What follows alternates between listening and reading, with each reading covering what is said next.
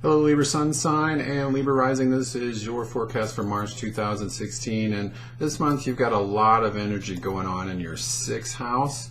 You've got Chiron, the Sun, Neptune, ultimately Mercury and Venus are going to go in there this month. And the 6th house is about a couple of things primarily. First of all, it's about your health. There can be a need and or just a desire to be healthier. Maybe to have a consistent fitness program, or to have a cleaner, healthier diet, or to make sure you're getting quality sleep or enough sleep, or maybe it's just about making sure that you have consistent mental health days, or you're using your downtime wisely to relax. Okay, so it's a great month to treat your body as the temple that it is.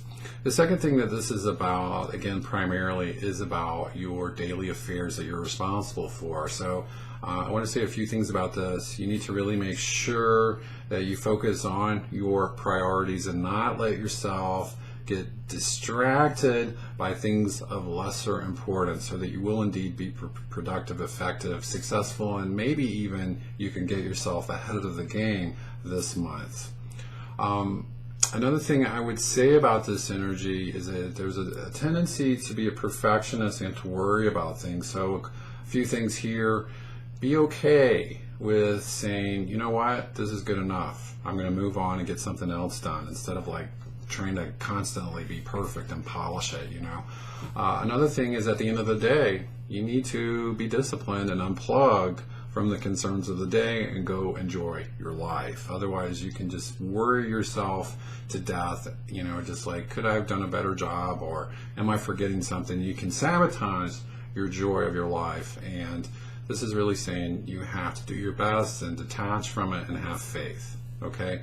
Now, unfortunately, this first week starts out with some challenging aspects. Saturn's making a square to the Sun on the 6th. Mars is making a square to Mercury on the 5th.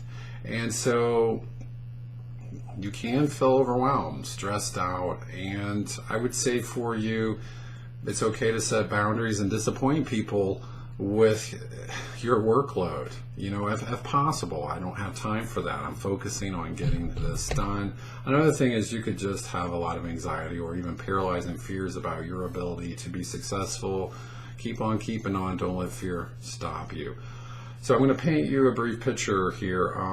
Mercury represents the intellect and the communication faculties. The square aspect indicates conflict and tension, and Mars represents the aggressive masculine principle, and it can represent your temper. You see where I'm going with this? So there's a tendency, and perhaps even a likelihood, that the people that you work with can push your buttons, they can frustrate you, you can have a sharp tongue. So just educate yourself with this. Just be aware that you could have a hair trigger with your temper. You're going to need to take some deep breaths and perhaps take a walk and just say what you mean. Don't go overboard with this energy is what I'm trying to say, because you can just feel it. It can rise up and you're like attacking. So just be careful with that. Going back to your health, this is a great month for physical exercise. Not only for the obvious physical benefits, but to ground yourself, especially if you're feeling frustrated and angry or even fearful. It's just a real, again, a grounding thing for you.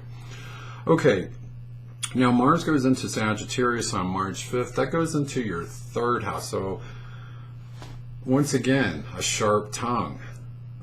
So let's paint the picture here. Lower path, higher path. Lower path, you say it, you feel it, you attack. So you can be verbally aggressive. You can really wound others with your words. So just have some respect for your ability to slice and dice with your words this month.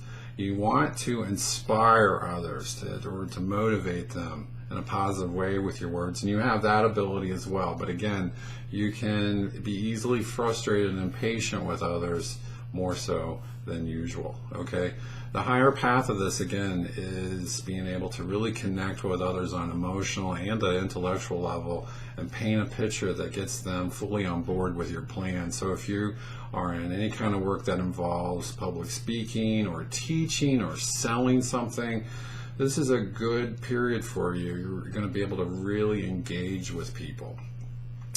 Now, there's going to be a new moon on March 8th, and guess where that happens? Yep, in your 6th house. So this can definitely say, as I was saying in the very beginning, a newfound inspiration to be healthier. You might discover a new fitness plan or a diet that you want to try. And it's anything forward is a good thing, but I definitely see you feeling confident, like I can do this. So a good time to be an advocate for your health. Also in career or your work stuff, your responsibilities, I can see you feel really energetic around this time, and you can be super successful. The days of coming to this new moon and a little bit after, it's a time of just like really pushing to meet deadlines. A good time to make sure you're not going to be distracted so that you really can get in the zone and focus. Okay, the sun goes into Aries March 19th, and that goes into your 7th house of relationships. So from that point on, you're going to be looking at connecting with those in your inner circle. In particular, if you're in a relationship, this is a great time to make time for those people to spend quality time with them. And then lastly, Saturn goes retrograde from March 25th to August 13th, and that's in your 3rd house. So wherever Saturn is, it's telling me, or it's telling you, that you need to be more focused and more disciplined in that area. It tells you need to be stronger in that area. So in the 3rd house, it can say a few things. First of all, it can say that you doubt your intellect, you doubt your intelligence, you doubt that your ideas are worthy. So it's time to work on your confidence.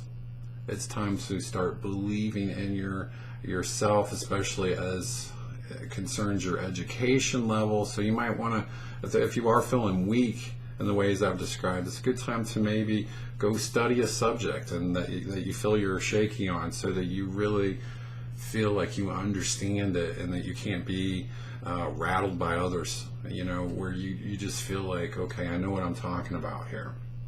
Another thing I would say with this is you might want to review how you communicate to others.